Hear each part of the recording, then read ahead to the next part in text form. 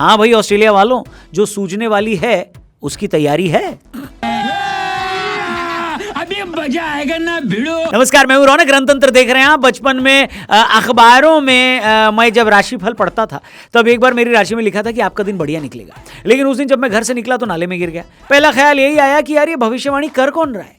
आज मुझे पता चला कि अखबार में उस दिन भविष्यवाणी किसी ऑस्ट्रेलिया वाले ने करी होगी, क्योंकि बॉर्डरकास्ट ट्रॉफी शुरू होने से पहले ऑस्ट्रेलिया वाले इतना हल्ला मचा रहे थे जैसे हमारी टीम ऑस्ट्रेलिया खेलने नहीं भजिया तलने जा रही है। एडम गिलक्रिस्ट के हिसाब से ऑस्ट्रेलिया 3-2 से ये सीरीज जीतने वाली है। रिकी पॉन्टिंग भी 3-1 के मार्जिन से ऑस्ट्रेलिया को विनर घोषित कर रहे थे, लेकिन इन्होंने तो फिर भी इंडिया को टेस्ट मैच जीतने का दावेदार बताया। वार्नर के हिसाब से ऑस्ट्रेलिया बॉर्डरकास्ट ट्रॉफी 4-0 से जीतने वाली थी और ग्लेन मैग्रा के हिसाब से ऑस्ट्रेलिया क्लीन स्वीप कर देगी और 5-0 से जीतेगी। मैं इनसे कहता हूं भाई साहब, घर पर बर्नॉल है या इंडिया से भिजवा दूं?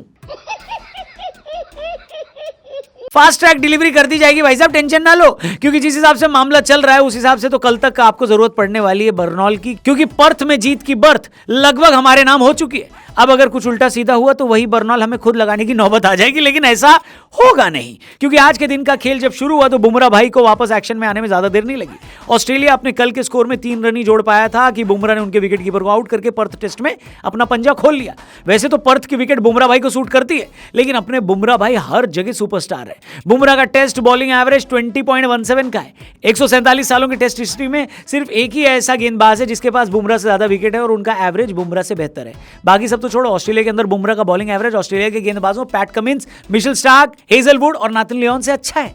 भैया में भैया, बुमराह भैया। हालांकि 8 विकेट गिरने के बाद ऑस्ट्रेलिया वालों ने थोड़ी फाइट बैक दिखाने की कोशिश करी। मिशेल स्टार्क और हेजलवुड के बीच पार्टनरशिप हो गई। स्टार्क ने तो 112 गेंद भी खेल ली, लेकिन खेलने में चिरी फटी का मनी ऑर्डर आ रखा था। हर्षित राणा को खेलने में स्टार्क को काफी दिक्कत आ रही थी, तो उन्होंने हर्षित को धमकाते हुए कहा कि मैं तुमसे तेज गेंदबाजी करता हूं और मेरी याददाश्त भी बहुत अच्छी है। बेसिकली स्टार्क ये कह रहे थे कि तुम भी बल्लेबाजी करोगे और मैं भी गेंदबाजी पर आऊंगा तब बताऊंगा। स्टार्क भाई जैसे हालचाल चल रहे हैं ना, हर्षित को बल्लेबाजी पर आना ही नहीं पड़ेगा। खैर, हर्षित ने मुंह के बजाय गेंद से जवाब देना बेहतर समझा और स्टार्क को आउट करके ऑस्ट्रेलिया को ऑल आउट कर दिया। ऑस्ट्रेलिया ने 104 रन बनाए, यानी इंडिया को मिली 46 की लीड।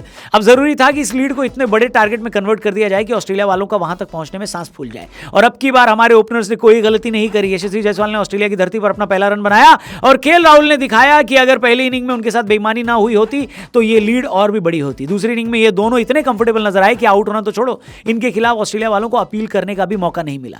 बल्कि इंटरनेट पर कुछ लोगों ने यह कहना शुरू कर दिया है कि अब इस सीरीज में यही हमारी ओपनिंग जोड़ी होनी चाहिए। अगर रोहित शर्मा वापस भी आते हैं तो उनको कहीं और फिट करो, या फिर उनसे कहो कि मत खेलें क्योंकि अब हमें रोहित की जरूरत नहीं है, ऐसा लोग बोल रहे हैं। मतलब इतने स्ट्रॉन्ग स्टेटमेंट से आप अगर अग्री करते हो या नहीं करते हो, जो भी लगे आप कमेंट करके बताना। लेकिन हाँ, एक बेहतरीन ओपनिंग जोड़ी की पूरी वाइब केएल राहुल और यशस्वी जायसवाल ने दे दी है और पूरे सेशन में कोई विकेट नहीं खोया। मुझे तो लगता है यही सेशन ऑस्ट्रेलिया के ताबूत में आखिरी कील साबित होगा, क्योंकि चाय तक टीम इंडिया ने 84 बना लिए, जायसवाल उसमें 42 बना चुके थे और राहुल 34 पर नॉट आउट थे। चाय के बाद ऑस्ट्रेलिया को लगा होगा कि कुछ तो सुकून मिलेगा, लेकिन सुकून तो अपनी टिकट कटाकर यहां इंडिया वालों से मिलने आ गया था।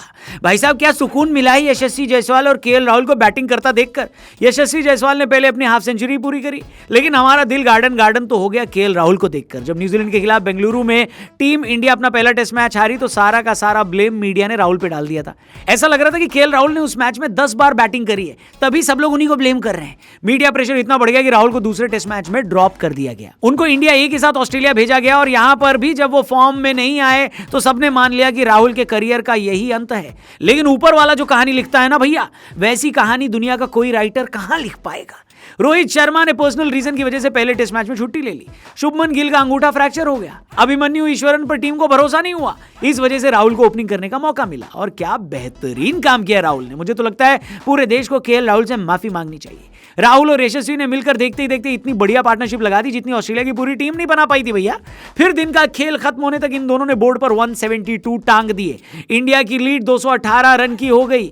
मैंने तो जितना टारगेट सोचा था राहुल और जायसवाल ने तो उतनी लीड दे दी और अभी हमारे 10 विकेट बाकी हैं। यशस्वी 90 रन बनाकर नॉट आउट हैं, जबकि राहुल ने 62 यानी 62 रन बनाए हैं, वो भी नॉट आउट हैं। ऑस्ट्रेलिया वालों की ऐसी तैसी हो रखी है। मेरे हिसाब से तो टीम इंडिया 500 का टारगेट भी दे सकती है। आपके हिसाब से हमें कितना टारगेट देना चाहिए ऑस्ट्रेलिया को, जो हम बड़े आराम से डिफेंड कर लेंगे? जो भी आपके दिमाग में नंबर आए वो हमें कमेंट सेक्शन में लिखकर बताएं। और हाँ, राहुल और जायसवाल की तारीफ में भी कुछ जरूर लिखना। चैनल सब्सक्राइब करके जाना। तीसरे दिन का खेल खत्म होने के बाद कल हम लोग मिलेंगे इसी चैनल पर। फेसबुक पे देख रहे तो पेज को जरूर लाइक करना। Thank you for watching. See you tomorrow. Goodbye. जय हिंद।